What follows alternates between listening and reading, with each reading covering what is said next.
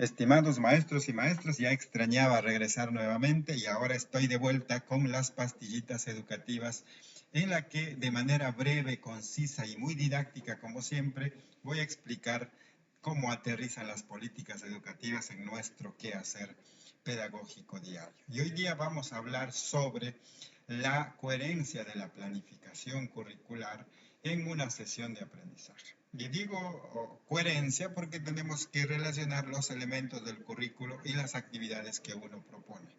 Esto debido a que en la resolución viceministerial 273 del 2020, cuando hace referencia a los recursos y estrategias de Aprendo en Casa, nos dice que ese material se constituye en un recurso orientador del servicio educativo no presencial, presencial y semipresencial, y no será de uso obligatorio. Subrayando de uso no obligatorio, es decir, que podrá ser reemplazado con otros recursos creados o adaptados por el docente. Aquí nos dan la libertad y la autonomía a los maestros para poder planificar nuestras experiencias de aprendizaje y sesiones de aprendizaje. Y para eso es necesario conocer de qué manera se relacionan los elementos del currículo en esta planificación. Entonces, lo primero que tenemos que tener en cuenta es nuestra competencia. ¿Qué es lo que quiero que mi estudiante logre o en qué quiero que sea competente?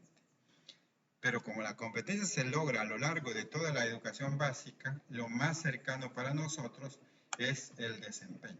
Entonces, ¿qué desempeños tengo para trabajar este año, este trimestre con mi estudiante?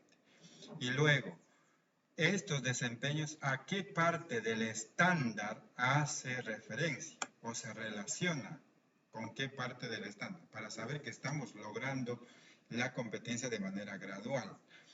Y luego, ¿qué criterios de evaluación voy a utilizar para evaluar que el logro de ese desempeño? Y decir que el estudiante está o no logrando lo que nos hemos propuesto que aprenda. Por lo tanto, el propósito de aprendizaje es todo esto. El estándar, la competencia, el desempeño, son propósitos de aprendizaje que el maestro se plantea para que el estudiante logre, ¿verdad? En su sesión, en su bimestre, en el año académico y al culminar el ciclo de estudios. Y para esto el maestro planifica qué evidencia de aprendizaje yo necesito que el niño me envíe para saber si está logrando o no el desempeño. Y esa evidencia de aprendizaje tiene que cumplir con los criterios que me he propuesto. Por eso la suma del criterio 1, 2 y 3 generalmente es una evidencia de aprendizaje. Teniendo ya claro esto, vamos a ver un ejemplo muy concreto. Por ejemplo, en el área de comunicación tenemos la competencia lee diversos tipos de texto. Aquí el desempeño nos dice que el niño infiere información anticipando el contenido del texto a partir de algunos indicios como títulos, ilustraciones, palabras y expresiones conocidas y deduciendo características de personajes, animales, objetos, lugares, así como el significado de palabras y expresiones por contexto. Las relaciones lógicas de causa, efecto y semejanza y diferencia a partir de la información explícita del texto. Como podemos ver, este es un desempeño bastante complejo. Entonces, la primera tarea que tiene que hacer el maestro es precisar el desempeño. ¿Y qué significa precisar? Significa puntualizar. ¿Qué parte de este desempeño voy a trabajar en mi sesión de clase? Significa decir cuál de toda esta información va a ser posible lograr en esta sesión de clase. Entonces, pero acá hay que tener en claro una consideración importante. Cuando uno precisa, no puede quitar ninguna habilidad que el desempeño nos pide. Por ejemplo, acá nos está pidiendo que el niño infiera información y deduzca. Son las dos habilidades importantes para el logro de este desempeño. Algunos maestros dicen, bueno, es muy complejo que infiera, mejor voy a poner que describa o que identifique información. Si cambiamos la habilidad, ya se convierte en otro desempeño y no el desempeño que queremos lograr. Por lo tanto, no se puede quitar la habilidad, pero sí se puede quitar, no se puede priorizar cualquiera de los otros elementos que complementan a la actividad. Entonces, con esa consideración vamos a poner acá que el niño infiere información anticipando el contenido del texto. Pero a partir de todo lo que viene, voy a considerar solamente algunos elementos. Por ejemplo, a partir de títulos. Voy a trabajar con títulos e ilustraciones. Y además el estudiante dice debe de inferir información deduciendo características. ¿Deduciendo qué cosa? Vamos a poner acá, deduciendo el significado de palabras y expresiones por contexto y estableciendo relaciones lógicas de semejanza y diferencia a partir de la información del texto. Ya hemos precisado, es decir, hemos dicho qué cosa de todo este desempeño vamos a trabajar y observar que el niño logre en esta sesión de clase. Entonces aquí tenemos que el desempeño precisado va a ser ¿cuál? El inicio, el proceso, el logro o el destacado. Es el logrado, ¿verdad? Porque es lo que yo quiero que el niño logre. Por lo tanto, este desempeño precisado lo voy a poner aquí. Y ahora, para decir que el niño está en proceso, le tengo que graduar la dificultad de este desempeño precisado en logrado para decir que el niño está en proceso de lograr. Entonces aquí voy a quito esta parte donde dice el niño establece relaciones lógicas de semejanza y diferencia. Para un proceso yo espero que el niño infiera información a partir del texto y deduciendo el significado, pero no logra establecer relaciones lógicas. Por eso ese niño está en proceso. Y ahora para decir que está en inicio, infiere información anticipando el contenido del texto a partir de palabras, pero no deduce el significado ni tampoco establece relaciones lógicas. Por eso el niño está en inicio. Y para un nivel destacado, lo que voy a hacer es, al nivel logrado, le voy a agregar un plus que exija el nivel de desempeño del estudiante o que dé más de lo que uno espera. Con esa consideración vamos a elaborar la evidencia de aprendizaje. Y la evidencia se tiene que elaborar a partir del nivel logrado, porque de ahí tengo que pedir yo qué actividad le voy a proponer al niño para que demuestre que realmente ha logrado el desempeño. Y acá dice que el niño infiere información anticipando el contenido del texto a partir del título e ilustración. Entonces acá mi texto tiene título y la ilustración, el dibujo. A partir de estos dos elementos, el niño va a anticipar el contenido. Es decir, va a decir de qué trata el texto sin leer aún el texto. Y luego va a deducir el significado de palabras y va a establecer relaciones lógicas. Eso ya lo va a hacer durante el texto. O en el después, ¿no? El después cuando ya comprende la información. Entonces tenemos aquí. Como dice que el niño debe anticipar el contenido del texto a partir de, acá es de título e ilustraciones, estamos poniendo así, a partir de títulos e ilustraciones.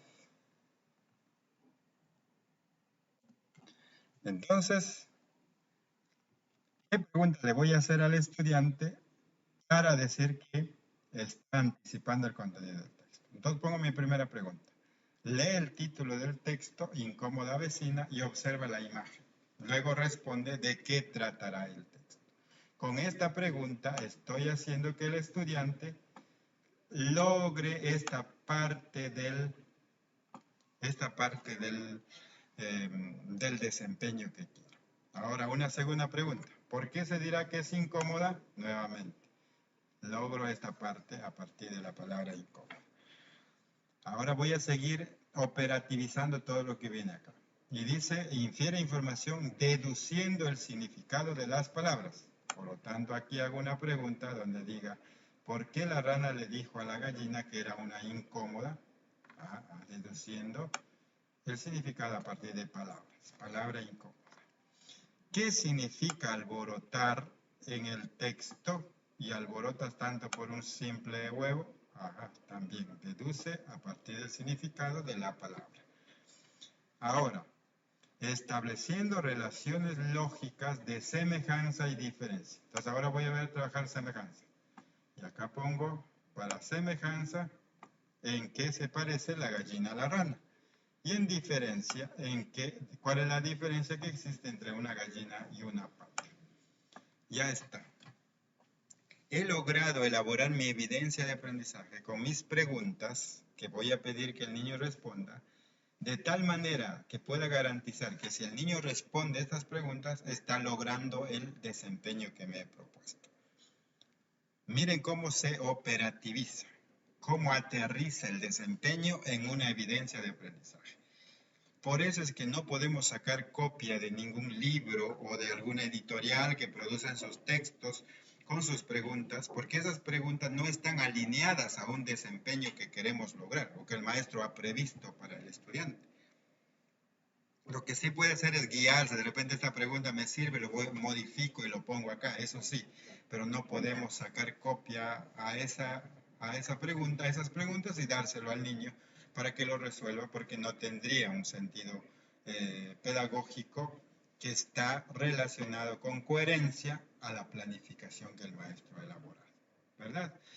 Entonces, esto es como la tesis. Cuando uno tiene una tesis, tienes la variable la tienes que operativizar, ¿verdad? ¿Para qué? Para que cada ítem que tú pongas en tu instrumento pueda recoger la información que necesitas para medir esa variable. Es lo mismo acá, la operativización del desempeño a través de preguntas o ítems que el niño va a responder y que al responder logre el desempeño que uno se ha propuesto. Entonces, comprendido esto, vamos a pasar ahora a nuestra sesión de aprendizaje. En nuestra sesión ya tengo entonces mi desempeño. ¿Qué hice con el desempeño? Bueno, esto es la competencia, el estándar, ya eso es solo registrar ahí. En el desempeño yo preciso. Y de mi desempeño precisado nacen mis criterios de evaluación. Por lo tanto, mi primer criterio acá va a ser que el niño infiere información anticipando el contenido a partir de, acá no es palabras, sino a partir de títulos. Del título sería a partir del título e ilustración, ¿verdad? Ya está. El primer criterio de evaluación. Infiere. ¿De dónde sale esto? De acá, de esa parte del desempeño. Infiere información anticipando el contenido del texto a partir de títulos e ilustraciones. Mi segundo desempeño, deduce el significado de las palabras y expresiones. Acá, deduciendo el significado de palabras y expresiones. Y mi tercer criterio, establece relaciones lógicas de semejanza y diferencia. Ya están mis tres criterios. De tal manera que la evidencia que yo pido al niño, la evidencia no es la ficha de aplicación.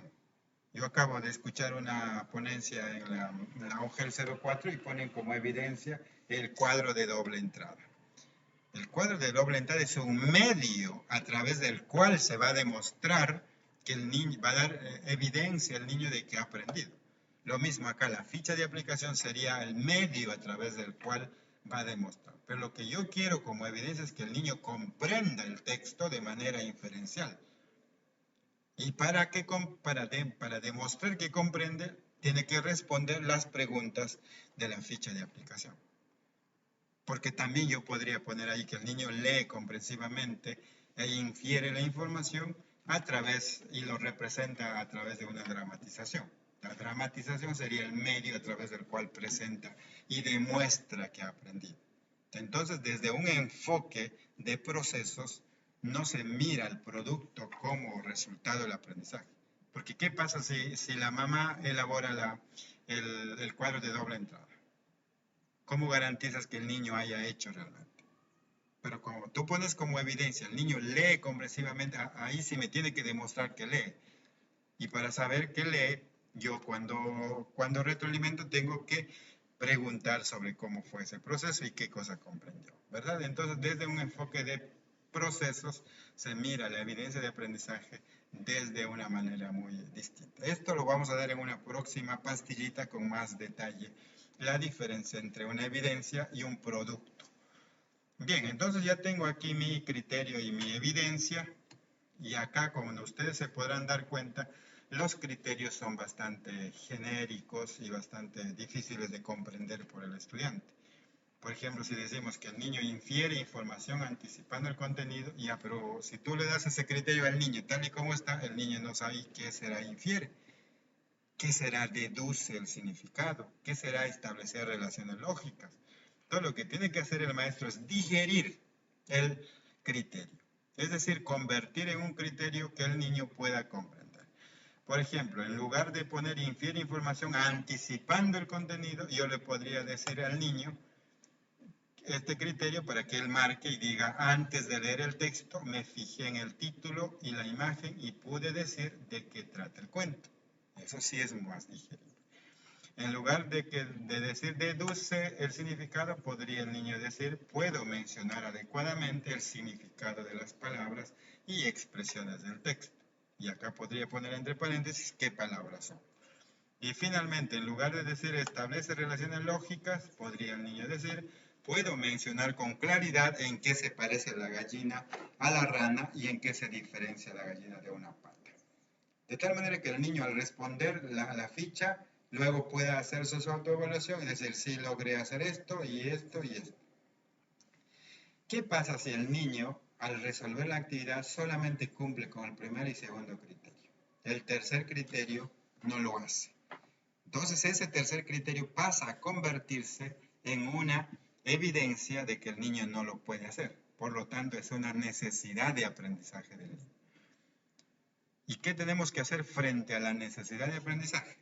Retroalimentar. ¿Cómo lo vamos a retroalimentar? Ahí tenemos que guiarnos de las propuestas teóricas que tienen algunos autores sobre la retroalimentación, ¿verdad? Por ejemplo, aquí tenemos los fundamentos de autoridad de Rebecca Nijovic, que nos habla de la evaluación como oportunidad. Tenemos a Pedro Ravela, quien nos habla de los tipos de devoluciones que hacemos al estudiante. Felipe Martínez sobre la evaluación formativa del aprendizaje. Y al famoso Daniel Wilson con su escalera de la retroalimentación, que todo el Perú generalmente está usando esa estrategia. Pero, sin embargo, ellos no aterrizan como nosotros de manera práctica y yo encuentro algunas falencias en sus propuestas porque nosotros nos enfocamos más en el desarrollo del pensamiento y desarrollo de la autonomía. Desde esa perspectiva yo he leído a estos autores y he propuesto una estrategia de retroalimentación a la que he denominado el hiperescalón de la retroalimentación. No escalera, sino escalón, ¿no? Porque es mucho más. Hiper porque son las siglas de la propuesta que yo hago. Claro, no es un fundamento de autoridad, digamos, pero la práctica misma me ha enseñado y el monitorear y acompañar docentes cada día en las aulas me permite decir cómo realmente se debería retroalimentar.